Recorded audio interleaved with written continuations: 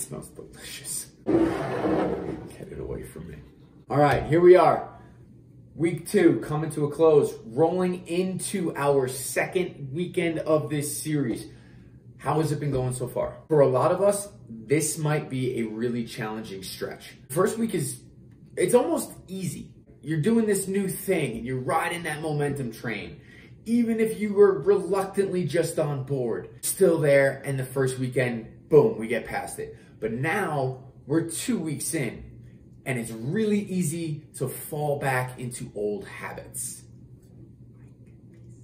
We want to change up the conversation from, hey, let's do this thing, to how do I keep doing this thing? Let's just talk about habits. What they are is basically a loop. Habits are ways that your brain makes your life easier, right? It's the kind of thing where maybe you've been driving. You leave your job, you leave your office, and then all of a sudden you wake up and you're at home and you don't know how you got there. Not because you've been drinking, not because you fell asleep, but because your brain just said, chill, I got this, and navigated you home safely.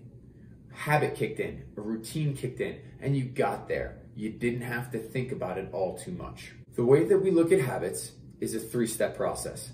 The first is the cue, then there's the behavior, and the third is the reward. So let's use drinking, since that's what this series is about. The cue is usually one of a few things like this. It's been a long day, it's been a long week, or you're going out with your friends, probably to a bar or a restaurant. One of those 3 things is usually the cue. The behavior is, okay, stop by the liquor store, open up the liquor cabinet, open up the refrigerator, crack open a beer. That's the behavior, right? We're making the drink, we're opening the beer, and we're ready to go. Then there's the reward of being able to sit back, take a deep breath, forget about the day, forget about the week, forget about the stress, and be able to have really good conversation, have a really good time, a lot of laughs, and just relax.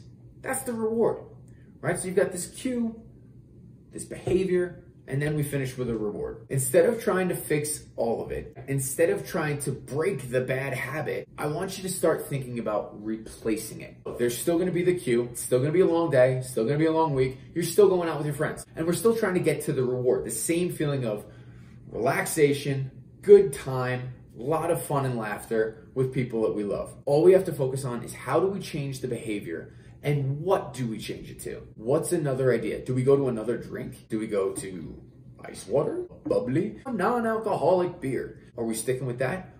Or do we change it completely? Maybe you go out to a different restaurant. Maybe you go out to the gym.